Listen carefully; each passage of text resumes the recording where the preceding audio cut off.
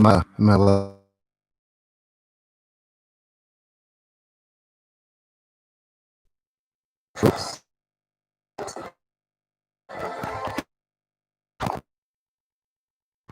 apparently not clear on my end.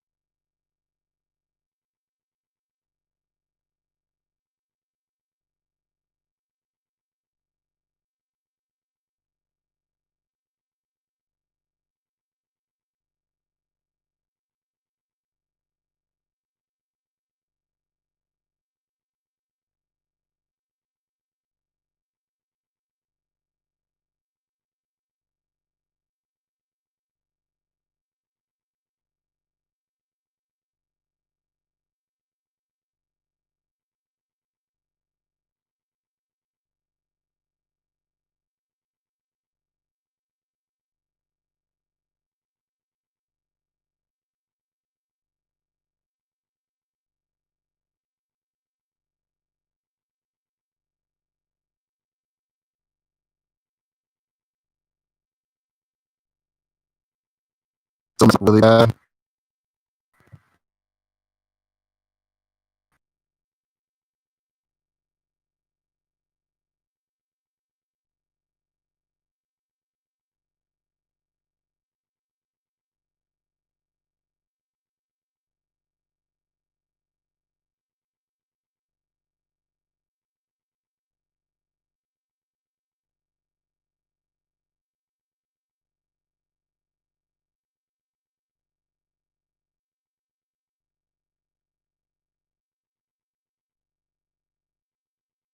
Here, I we can.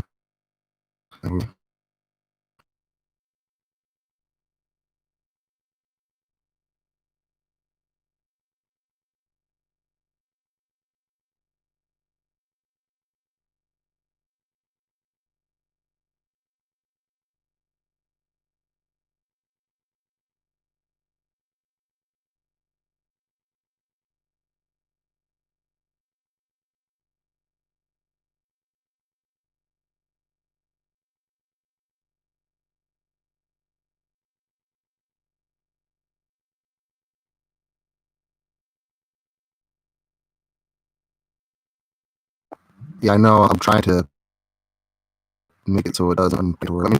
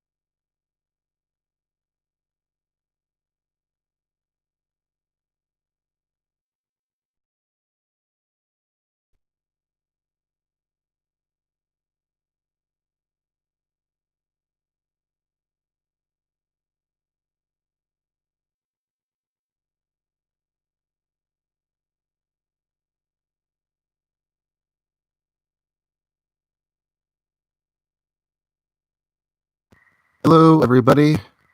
Is the audio coming through clear at all yet?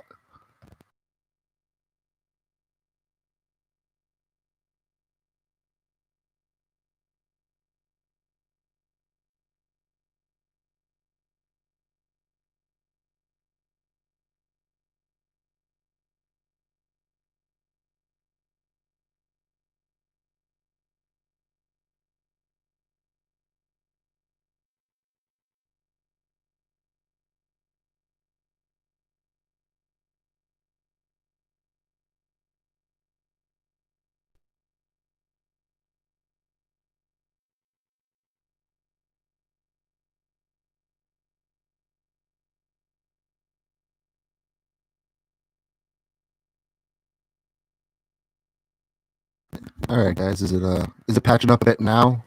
It sounds like it was at least it's starting to clear up. Cool. Okay, we're working better. Tiffany still said she can't hear or see nothing. Yes, you won't see anything.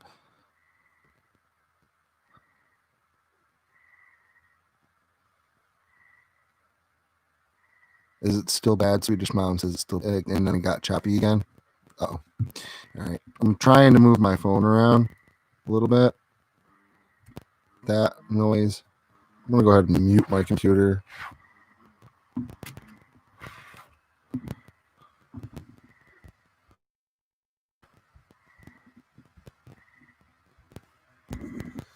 Hello. Okay. Is it a bit better? Let me know when I'm coming in a little bit clearer. I'm gonna move it from spot to spot. Keep talking a bit. I do apologize. It is a bit spotty with rain here. I did say that this we are working off of a phone signal, so this might not work.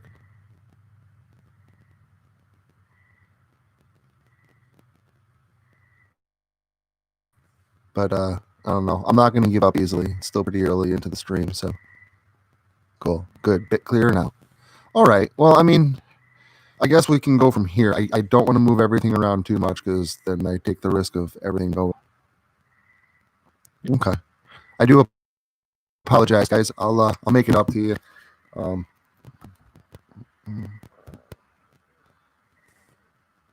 Here we are. Again, I know the video is now playing, which probably is a little bit more, but I'm here, as you can see behind me. I know the video is a bit jumpy. We're at Locust Lake. I'm in the cap. Got okay, about 85 to 90%. And try doing a couple of things here. Can you put this on my lap? That might work. Put it a little bit closer over. Okay, a little bit better. A little bit better. Cool. With the signal, see if I can get it to go a little bit better. But at least we're coming in and we're live from Locust Lake. So very happy to see everybody here. Doughboy, thanks for coming in. Gil, Wrathful Descent, Swedish Mom, thanks for staying up. I know it's probably like 5 o'clock in the morning for you. Just thanks everybody for being here. I really appreciate it. I do apologize for the choppiness of the audio and obviously the video. I figured it was going to be like that, but we're working off a laptop and a cell phone. But I really wanted to make this happen. So cool.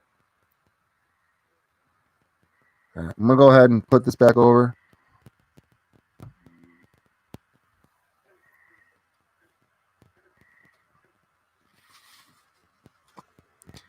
Go ahead and take my mask off. That way, at least that will come in a little bit clearer, my voice.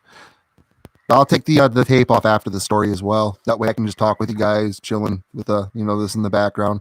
Hopefully the signal lasts till like 10:30. That's kind of what I'm going for here. I have to keep an eye. I don't have my phone charging right now, but it's at 98% power, so we should be good to go. All right, yeah. So welcome to the Locust Lake live reading of Stoney Heart of the Black Woods. I will do my best to keep an eye on the comments as I read. If the audio starts cutting out really bad, I can pause, try and get the signal back, stuff like that. But other than that, yeah. And I'm probably going to mess up a lot on this story. It's a little bit longer than just about everything else I've ever narrated live. And I do mess up on this story probably about a good, I don't know, 30 times every time I read it. And I've read it about 4 times now. So, just rubbing that tape over top of that camera. Got to make sure that doesn't fall off. That's like one of my worst fears, that tape falls off that camera and oh my god, it's live, there's my face. So don't want that to happen. ISB, thanks a ton for making it in. Cool, it's pretty good now. Thanks a ton for making it in. Cool, it's pretty good now. Little choppy, but can hear most of what I say. Thanks Doughboy for letting me know, man. Gonna do what I can. I think the phone's probably in the best position it's going to be in right now. I'm glad that I came to this cabin because at the cabin at my normal camp, signal was weaker. That's why I actually moved to this one. So, but I think we're good to go. All right. So it's 9:35. I guess I'll give it another minute or two. Oh, not a problem. It's my pleasure. I'm really hoping that it works out. I've got a really good feeling. I've got faith. I'm gonna make it happen. We're gonna have a live reading from Locust Lake. So no, absolutely. This is key for me. I don't know if you guys can hear all the crickets and the frogs and stuff in the background, but they're like going nuts.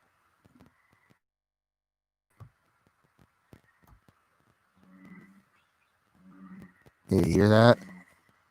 It's the bullfrogs and stuff in the lake behind me.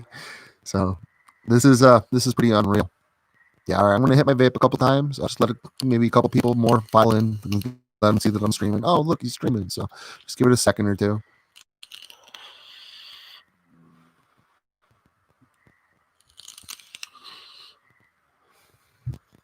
Got a jug of water with me so I can keep my mouth wet. Oh, all right. So I guess I'll go ahead. I'll jump into it. I'm glad that you were able to make it, Constable Carnage. Thank you very much for stopping in. Yeah, I know you do, Doughboy. Jump on a plane or a bus, man. Come on down. I come every single month in the summer. You know that. When we can write a whole new series of stories. It'll be a blast. Like that doesn't happen anyway. Cool. All right, I guess I'll go ahead. I'll start getting into it. Oh, I did say I would say the rhyme 1, 2. Jacob's coming for you. 3, 4. Better lock your cabin's door. 5, 6. Ain't no crucifix. 7, 8. Don't stay out too late. 9, 10. You'll never leave Locust Lake alive again. Thank you very much for making up that little rhyme. I did say that I was going to read that tonight on the live stream, so cool beans. All right. Tonight's story, the live reading, it's about 25 minutes long when I narrate it clipped together. If you add in all the times I'm going to screw up, I'd say about 30 to 35 minutes long. 2:30 in the UK. Just so you know, Gil, I did get a set of merchandise going. A t-shirt and a hoodie is already approved. I can't get it printed in America, but it is available in the UK. You can't get it shipped here, but if you live in Europe, I have merchandise available in Europe. It's the COVID restrictions right now that are preventing me doing this in the United States. But as soon as restrictions lift, there will be an entire clothing line available of a Cleaving Thought from Bone merchandise. So just want to let you guys know that that little tip. So, oh, thank you. Those are for real nature sounds. But all right, I'll get into it. And sip of water.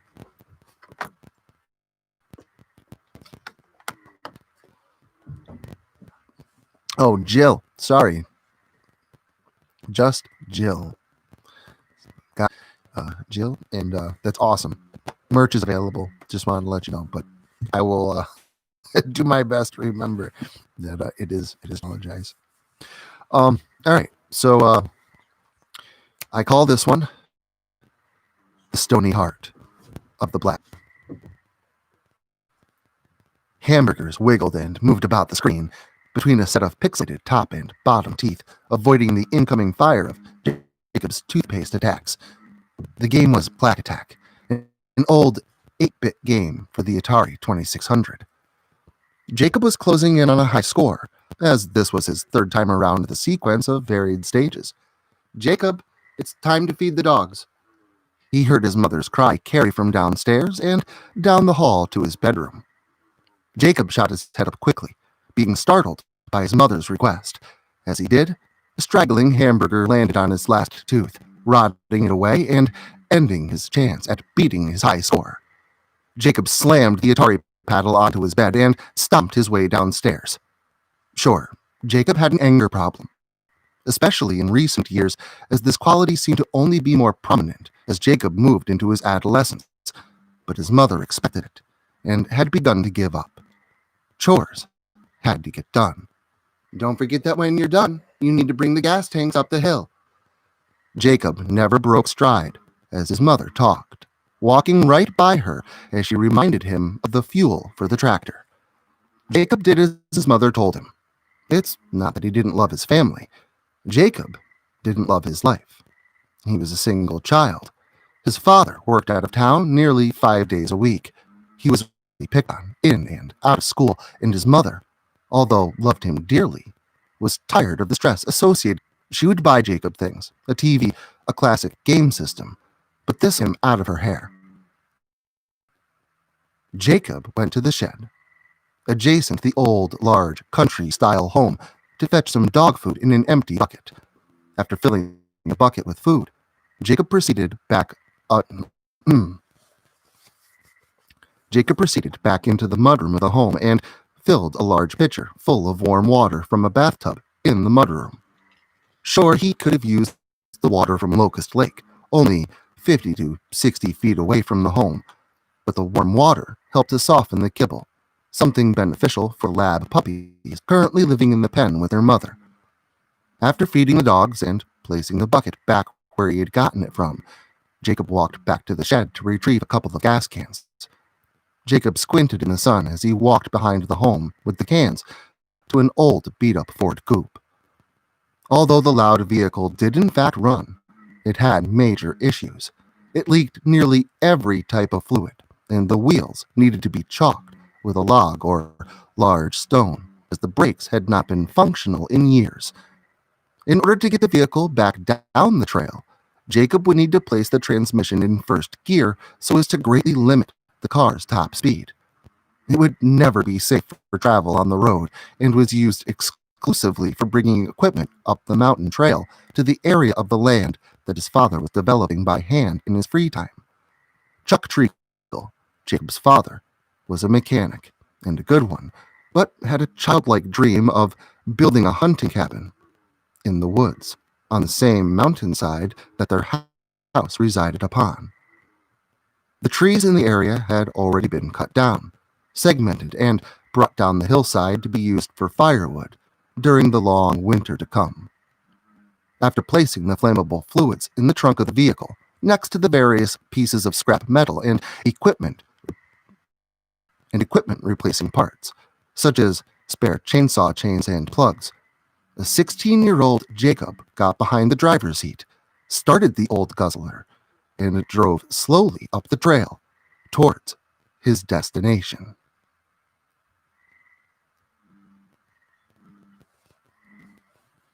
As he drove through the wooded, curvy trail, Jacob took in the splendor of an area of the forest he had come to call the Black Woods.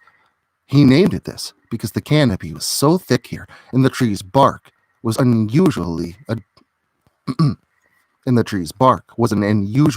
dark shade of brown and gray. It gave the location the look of twilight, even in the brightest of days. As grim as the area looked, Jacob never minded venturing here. There was a peacefulness in it, and he'd never gotten an eerie feeling from the place. He'd only derived its name simply from how it looked. It wasn't much further, as the area being developed for the cabin was only a few hundred feet above the Blackwood area on the side of the mountain. Jacob pulled up, and before he could even park the vehicle, 3 asshole bullies who lived on the same desolate road that he did rolled the car into a relatively level area designated for parking and shut it off.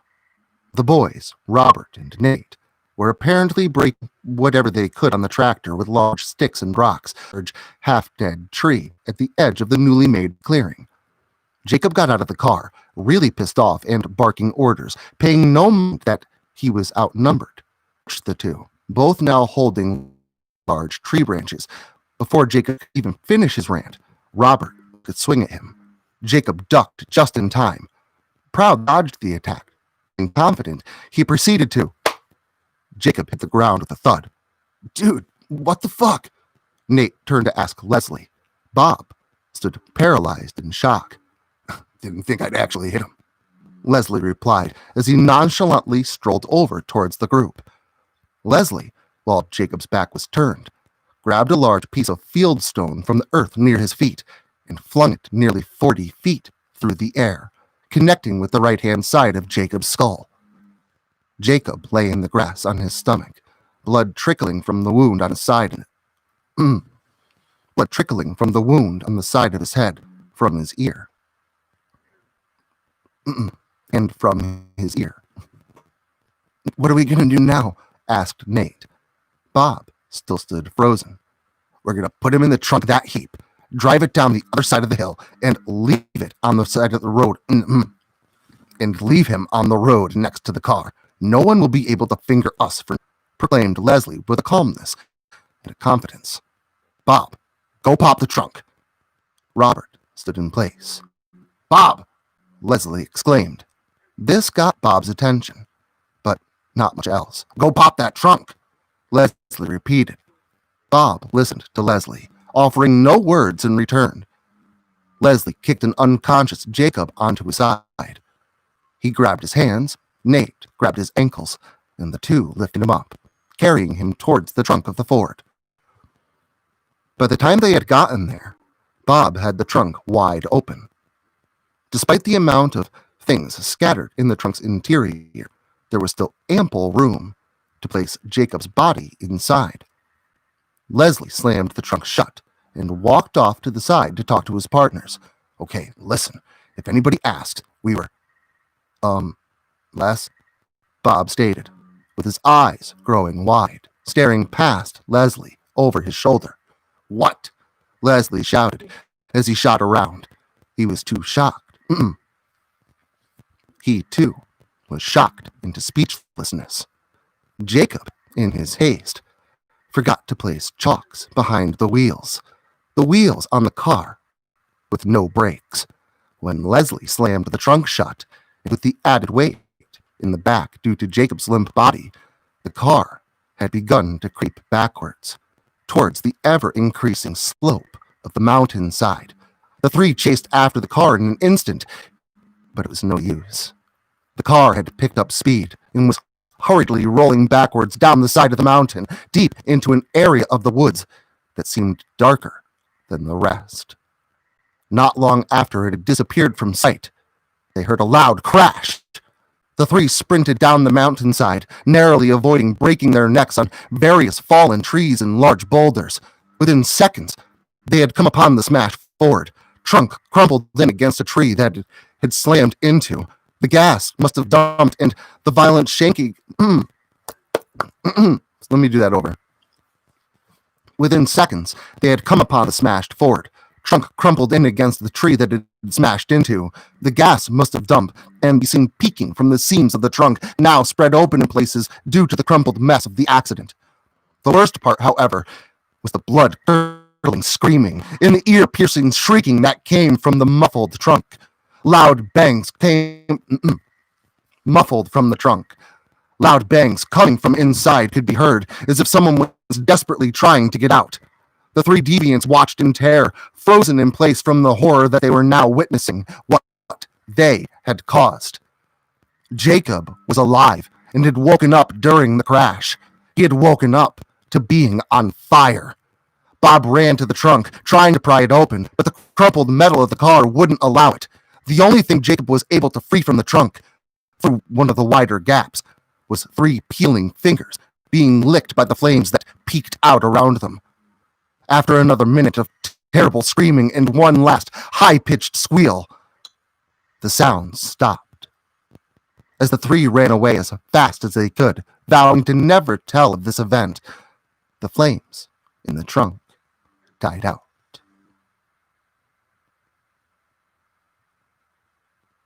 Now, you would expect that someone would have found out, right? Well, the three kept true to the promise, never telling anyone what happened that day. No one with any authority that could do anything about it anyway. And besides, no mention of Jacob's death ever came to pass. Life seemed to simply just go on. Only Jacob was no longer seen in school, or anywhere for that matter. As far as everyone else was concerned, it seemed like it never happened, or that no one ever found out. About a year after everything happened, Bobby ventured through the woods to that spot. The burnt-out remains of the Ford were still there. Everything was as it should have looked, except for the trunk.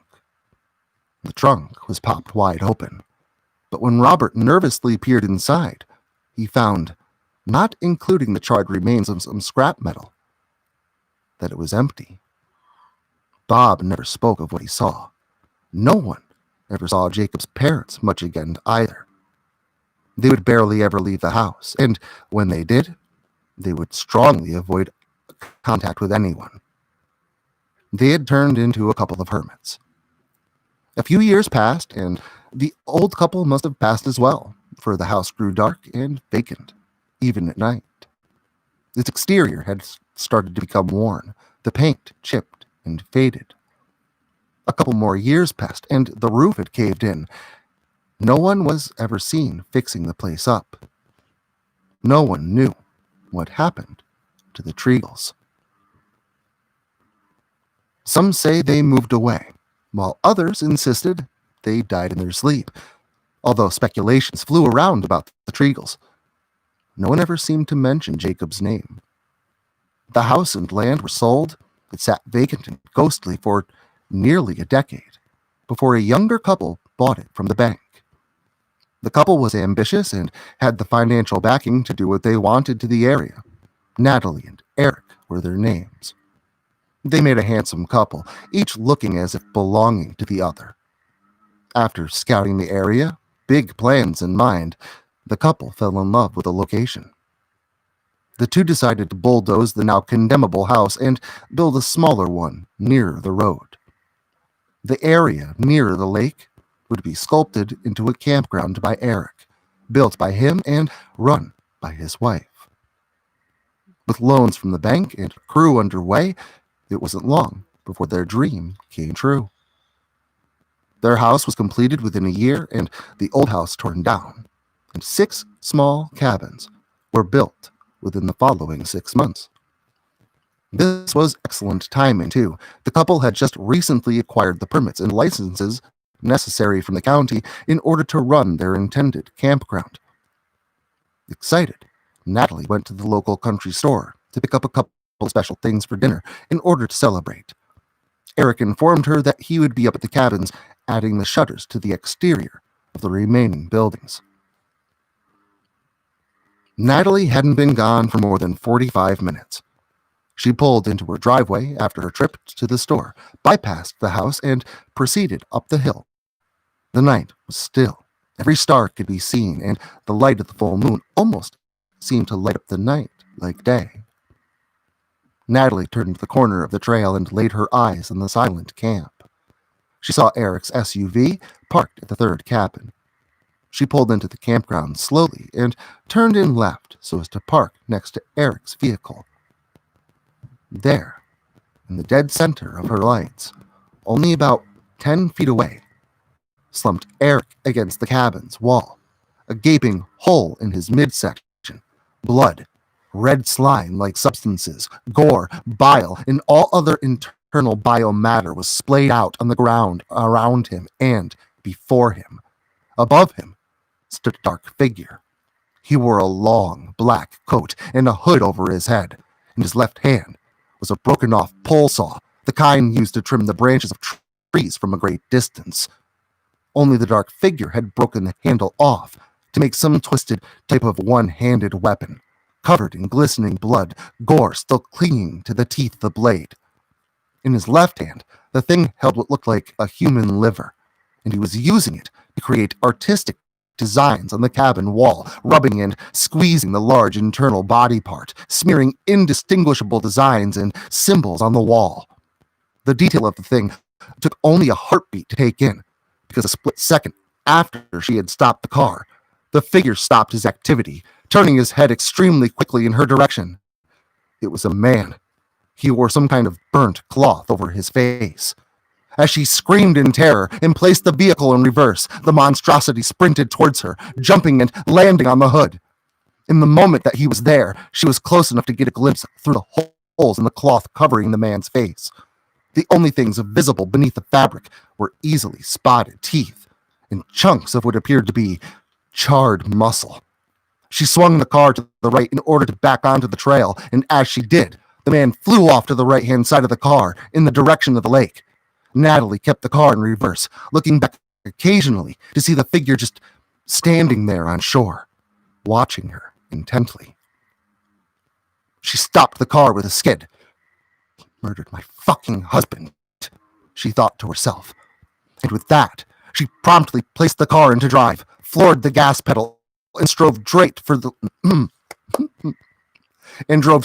large man in black. She sped toward the man, toward the lake, but the dark figure did not move an inch. The figure slammed down on the hood of the car, violently bouncing his head off the metal. With the same force, Natalie hit the brakes, and the grotesque man in black clothes and charred cloth flew off the hood, unconscious, and into the lake. Natalie drove away for help as the figure sunk to the bottom.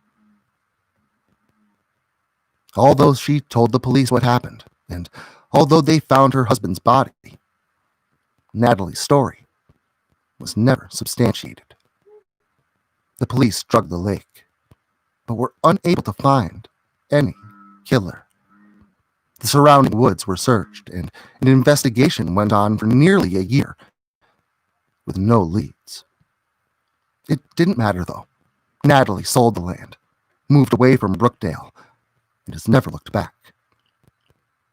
They say if you camp in the Black Woods, or visit the waters of Locust Lake, that care need be taken. Take care of your campfires. Avoid venturing into the Black Woods, and do not speak his name. For the murders did take place. No killer was ever caught. And the camp on the shores of Locust Lake is under new management and open once again.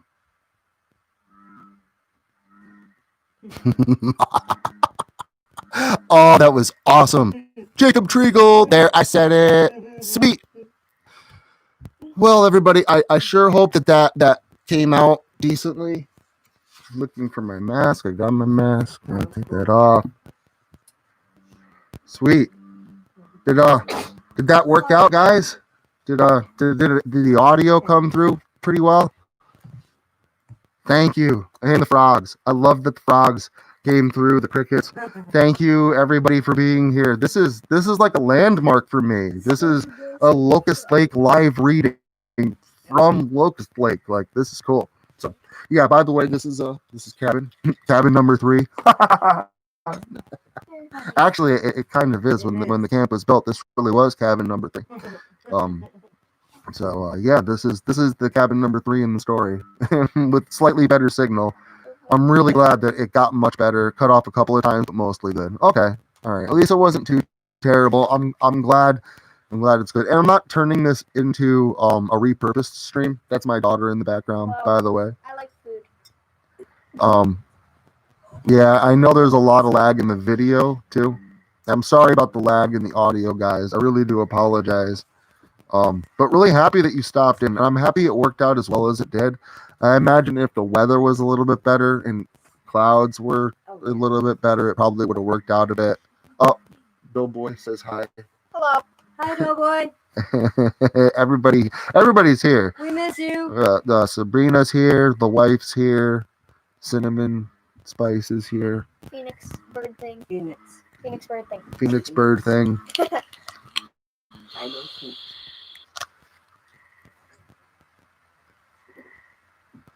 Oh, I just did. I did, man. You got it.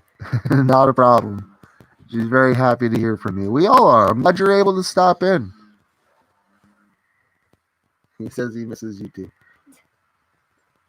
Yeah, Hardcore Academy Doughboy 420 is my daughter's godfather. So just wanted to go ahead and throw that out there. Evil Outcast says hello, Socio fam. So the fam, anybody that wants to say hi to the camera, people are saying hi to you. So if you want, come on over, hello. Have a wave in front of the camera. I'm trying to deal with a giant spider right now. It's like not a daddy long legs. It's orange and stuff, and it's really cool. I don't like everybody. There's a lag, but yeah, they got it.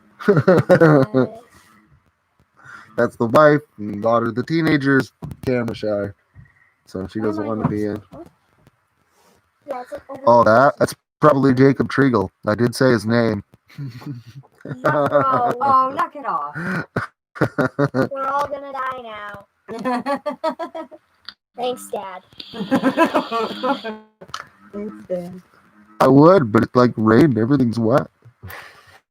I can't kill it with fire. I'm gonna have to come up with a different way. You can kill with that spider over there. Mutilation. Hey Kim, Creepy Clown Girl. I'm really glad you guys stopped in. If you guys haven't heard, there is a Locust Lake book coming out. Next weekend is Breaking the Curse on Locust Lake Part 1. That's written by Doughboy420. Did a really good job with it. Reminds me a lot of Jason X. And I'm sure he probably understands why. But it's a really good story. Like a mixture between that and Halloween too. And then after that, it's actually the following week. So next weekend's the Locust Lake story. The week after is Breaking the Curse on Locust Lake Part 2. It is the big finale. When those are finally all done and out, I am planning on releasing a Locust Lake book, which will include a 13th exclusive story, Locust Lake story, that's not going to be narrated. So I just wanted to give you guys a heads up that a Locust Lake book is coming out. Yeah, it's going to be awesome. I'm really looking forward to it. It's a lot longer than my other books. I know my other ones are 50 pages and 70 pages or 75, something like that a piece. This is going to be easily 160 pages. So it's going to be like an actual book. And it will feature the 12 mainline Locust Lake stories that are narrated on my channel. And then, like I said, there will be a 13th exclusive Locust Lake story included in the book as well. Evil Outcast got, I want to tell Doughboy420 this. Evil Outcast got I mean, all of you guys do, but I know he'll be pretty excited. He got copies of my books today in the mail, paperback. They came. He got copies of both books. So I got live books out to people. And someone has a book written by L.W.Suton, published in paperback, sitting sitting in there. Both of my books. Like, that's incredible to me. As a writer, someone who's been writing for so long, to finally achieve that point, that is an incredible feeling. Very, very, very stoked. Now I'm gonna crack on mics, but I don't know if I can drink it.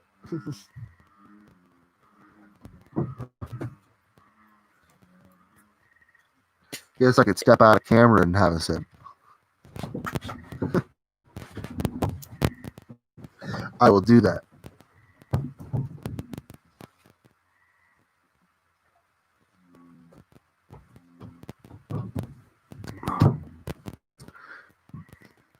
I am back.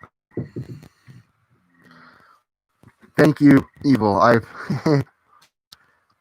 It's good.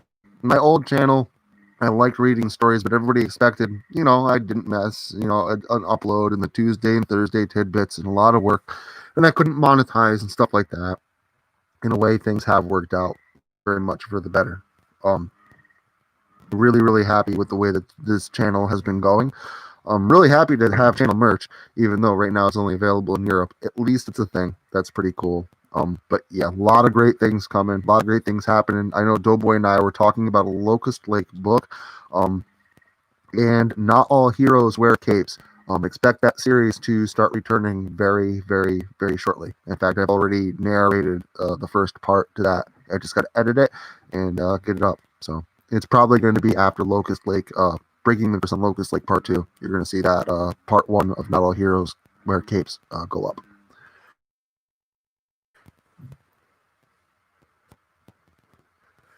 I really appreciate that, Creepy Clown Girl. And if you do get my books, any of them, the Locust Lake book, any of the books, I just let you know, I very much appreciate it. It's huge to me. I don't do it published books, and people have bought them.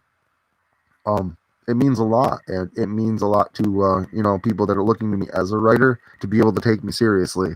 So it's just a huge thing. Just thank you all very, very much for all the support, everything you've done. I'm really glad you guys like all the stories that I put out. I'm glad that you like all the stories that Doughboy420 writes for my channel.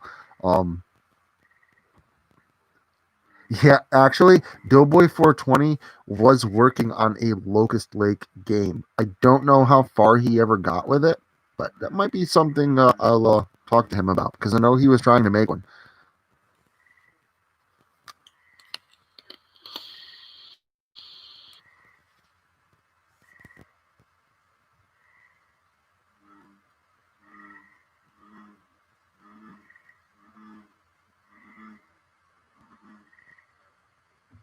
But yeah. Oh, so I am gonna try and keep this stream going until like for an hour up until 10:30. So we got like another 25 minutes to go.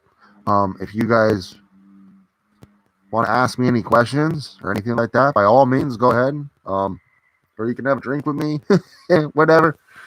Cool beans. Just go ahead and post a picture of the mug. I'll go walk off, take a slip, and we'll have a drink together. I'm really glad that you do like the stories, ISB. I really am. I try really hard to go ahead and put life into every one of them that I read, because as a writer, I know a lot of heart and soul goes into each and every one of these stories.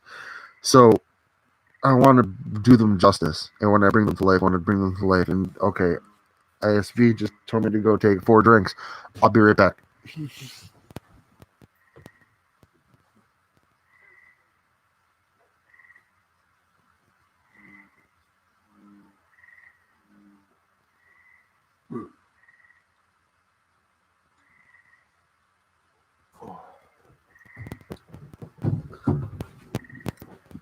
Sweet. Got you, ma'am. Had a drink with you.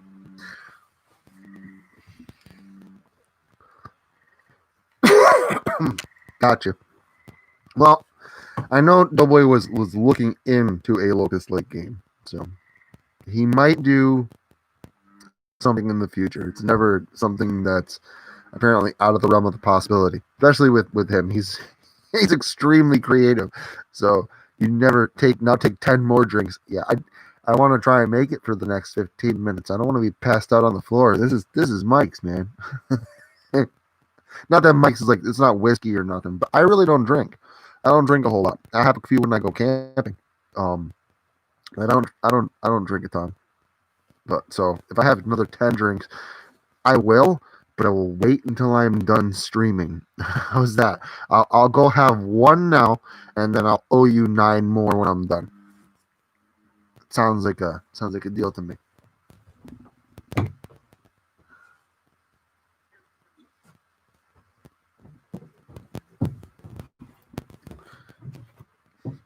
Okay.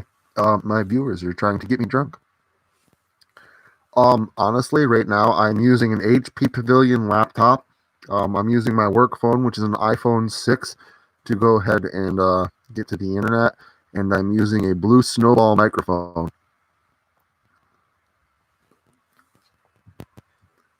You most certainly can hold me to them. That's not a problem. I'll be posting on the Discord some late night pictures tonight for sure.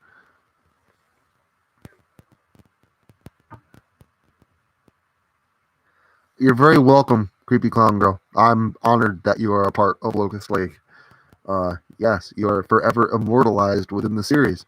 And I believe you are part of next week's story as well. So be on the lookout for that. Excuse me.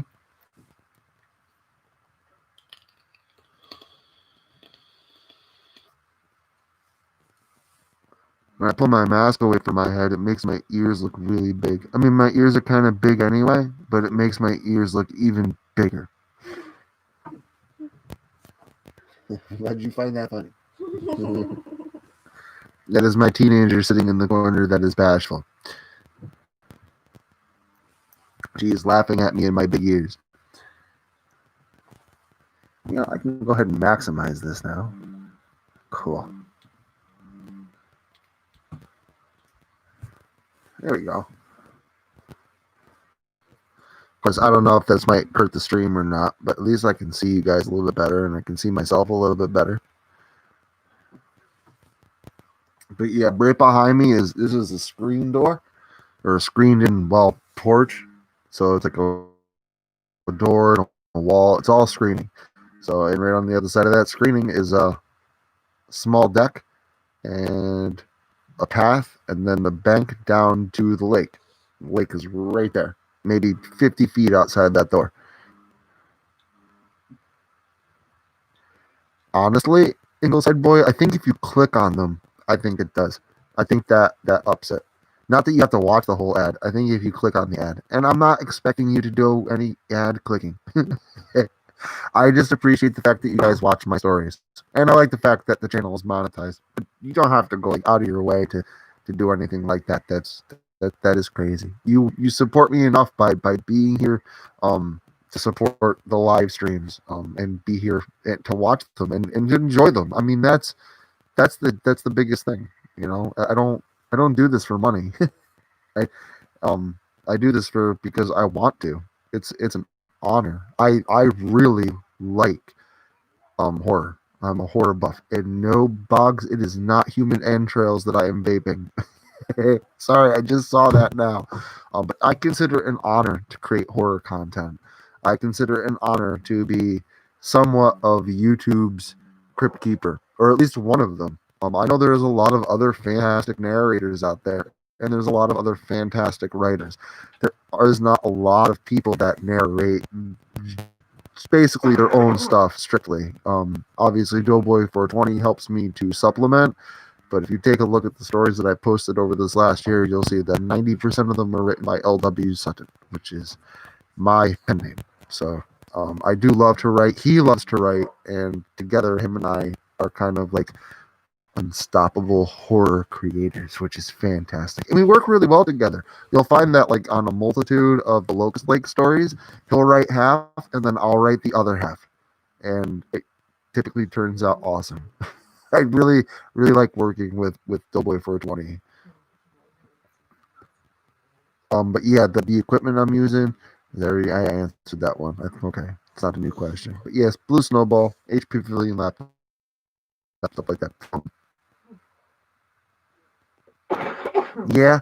Well, technically, she is my stepdaughter, so she did not genetically inherit my ears. But if she doesn't stop laughing at me, I can always pull on them until they're bigger than mine.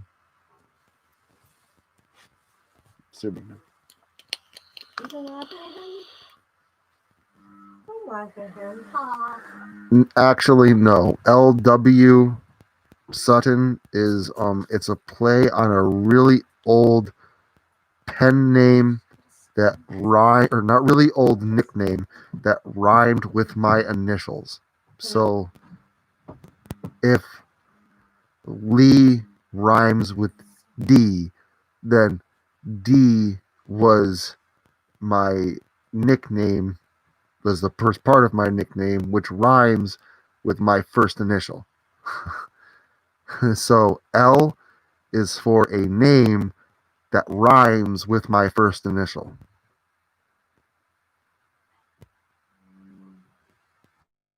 And yeah, same thing with W. W is for a name, a fake name, but the name rhymes with my middle initial. And then Sutton is something that has nothing to do with me at all. It's actually an old Patrick Swayze movie about shaving someone's balls with a dull razor. Is the scene where that Sutton thing came from. Ding ding, paging Dr. Sutton.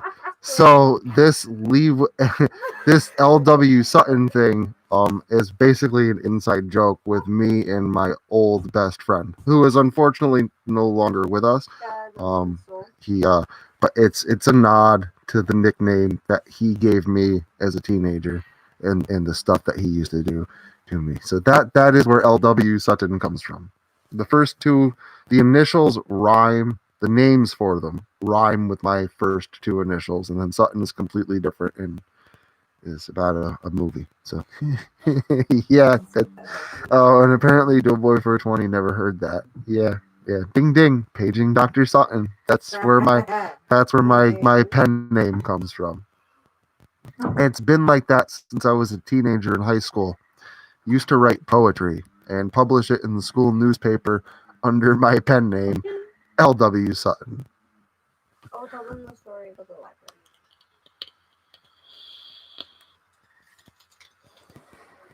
library. Yeah, I don't know if I'm a mess. Everything has hidden meaning. There's even a lot of hidden meaning in the Locust Lake stories. I'm not going to go into too much of that, but we'll say that it started as a script, and that script had to do with a bunch of people that the writer knew personally, and we'll say leave it there. But there's a lot of hidden meaning in a lot of my stories. A lot of my stories, I use real names of people. If the main character has a brother, that sometimes I use my actual brother's name, my parents' names, stuff like that. I do that a lot. Yeah, a whole lot. But it's not all like that. We also throw in fake names too, and things that throw people off. But I will say this: there is a Locust Lake story out there that has everybody's real name in it. I'll put mine, Doughboys. There is a Locust Lake story that has everybody in it and has everybody's real name. Welcome, Cat. Glad you're here. Really glad everybody was able to make it in tonight. And I'm glad that the stream was able to hold out. I know the audio is in and out a little bit, but I'm glad you guys were, that this worked. For better or for worse, this worked. Yeah, ding ding, paging Dr. Sutton. All right, so now the whole internet community is going to be it's cool. it's where the nickname comes from. It's cool. Now it's an inside joke for everybody that was here at the stream, and apparently anybody else that watches this after, because I'm going to leave this up.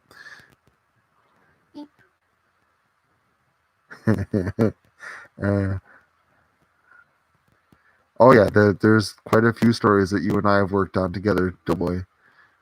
Again, Lake Wraith, I like it, but yeah, it's not what it stands for. Awesome, some Locust Lakes. Your Jason X / Halloween 2 story. Which, by the way, I hope you show up next week for the premiere, Doughboy, because it came out really well. You're gonna like it. It came out really good. That's cool. I'm glad that it came out. It worked great. I really am. I was really nervous. I know if I wanted to do this in the Black Woods itself, but it just wasn't going to be possible with signal and battery power and we would die. Or yeah, we might die. We'd be saying Jacob Treagle's name in the Black. It also says on the shores of Locust Lake. Well, we're dead either way. Yeah, we're dead either way. So cool. Like I'm gonna be talking about this probably for like another half an hour after the stream ends, because this was a pretty epic night. Really glad that you guys like the Locust Lake stories. They're the backbone of this channel. They really are. They're really some of my favorite stories to read. I get to work with a lot of other narrators on these stories. A lot of effort gets put into the Locust Lakes. A lot more editing for Locust Lakes than any other story that I do. Locust Lakes always take a ton more editing, like probably about 400% more than the other stories that I do, because all the voice actors and the sound effects and stuff like that. Fake trees and black spray paint. Yeah, could do that. I should make a mask like that with some trees and stuff, like a Locust Lake scene on the mask. That would look pretty cool. The lake and everything. Yeah, that'd be awesome. Like a moon, clouds. That'd be cool. But yeah, so really glad you guys were able to stop in. If you have anything else to go ahead and ask, I am gonna probably go ahead and end the stream here in a couple of minutes. So I mean, anything else you guys want to put in there, by all. But the Locust Lake stories, even the ones that he's written, are very near and dear to my heart. They're very precious to me. I love the Locust Lakes. I like doing them. I like listening to them myself. We go camping. I'll put on a Locust Lake story, and it's always a good time. It's a Friday the 13th / Hatchet movie in story form, and you can see it, in your own mind. You can play it out how you want, because it's a story, which is why I can't wait for the book to come out, because then when people go ahead and read the books, they'll be able to go ahead and create those scenes in their own minds themselves, which is going to be really awesome. So I can't wait to go ahead and get that released. Really happy you guys stopped in tonight. Really, really happy that, for better or for worse, this stream worked. Yeah. And that's epic to me. I was really nervous, like almost all weekend long, about this stream. So Warrior Princess says hi, Jason family. Hello. Everybody says hello, Warrior Princess. That's cool, Kim. It's no sorries at all. I totally understand. I've had to make dinner. I take care of kids. I know the deal. Totally get it. Not a problem. Sweet. So yeah, this worked out really well. Um, there is another Locust Lake story or two that don't include voice lines. So maybe future live streams from Locust Lake with various stories. We'll see. But anyways, I am going to be doing the monthly live stream next week as well. Just want to toss that out there real quick. Yeah, this was a lot of fun. Creepy Clown Girl. I agree. This was a ton of fun. Um, yeah, as soon as it opens up, Cat, I swear to God, merch is there's already a line available. Like I said, you live in Europe, you can get it. It's the shipping problem in the United States because of the restrictions. As soon as that lifts, it's not going to be an issue. There's already a T-shirt and a hoodie published and live, ready for ordering. So, um, now what was I going to say? Oh, next week, gonna do. I did a poll for what the next live stream would be, and I said everyone basically wanted to hear me read that one crazy subscriber. Then I decided I was going to do this stream this month, but the monthly streams are the last Friday of the month, right? So this stream doesn't replace the monthly stream. This was just a special stream. So this coming Friday, I'm gonna go ahead and get the premiere up tonight or tomorrow or something like that. I'll get the page up for it. But this coming Friday at 9 o'clock, another live reading of that one crazy subscriber from my tower with internet and Wi-Fi, where from my router. So it'll be a lot better. So I'll also be live streaming this coming Friday. And then Saturday is another Locust Lake story. I'm really glad you guys were able to stop in. Really glad that you guys were able to drop in this weekend and hang out with me on Twitter and Discord and everything else that you guys have been doing. Can't wait to do this again. I am gonna go enjoy some night at Locust Lake, and I hope you guys have a great night. It was a blast doing this. Thanks a ton for being here. I sincerely love you all. We love you too. I'll see you guys next weekend. Bye bye. Ta ta.